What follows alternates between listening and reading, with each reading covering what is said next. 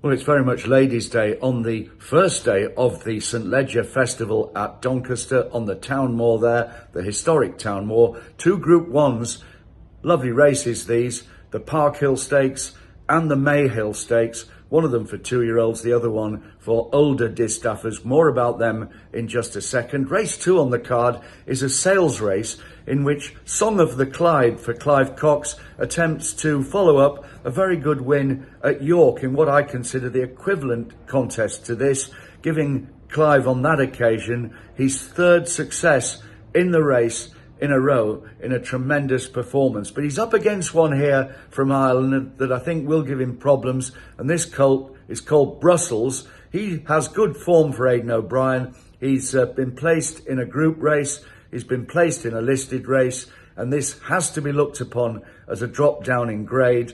Christophe Soumillon is replacing the injured Ryan Moore. Brussels is the one with the best form, and he can win this at the main expense, I feel, of Song of the Clyde. That's the way I think that one will work out.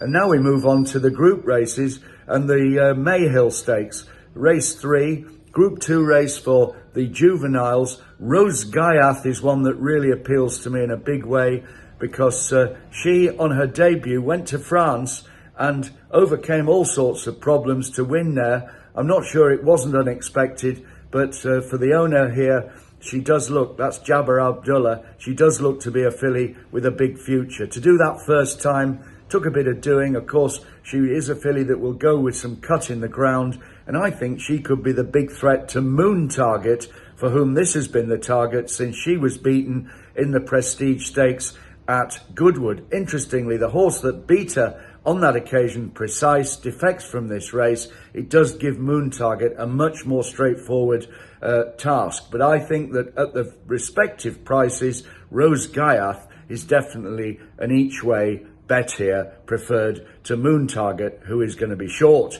Now, moving on to the Park Hill Stakes, well, I have to tell you that this has been a lovely race for me over the years. Some beautiful fillies, way back to Bringley, one of my favourites of all time, but I won't tell you what year that was winning. And also, of course, Silk Sari, incredibly impressive in this a few years back. Well, here we've got Danielle representing John Gosden and Crepe Suzette from the same stable. They both have got rattling good form, and when she came back the other day at Goodwood, I thought that Danielle put in a very, very encouraging performance on her first attempt at the trip of 1 3/4 miles. She obviously stays. She didn't have any luck at all last season in terms of getting her head in front, and she really should have done. She's perfectly genuine, and I think here that Danielle can prove the pick of the crop. She is definitely a filly that we should go here each way ahead of her stable companion, Crepe Suzette. It could be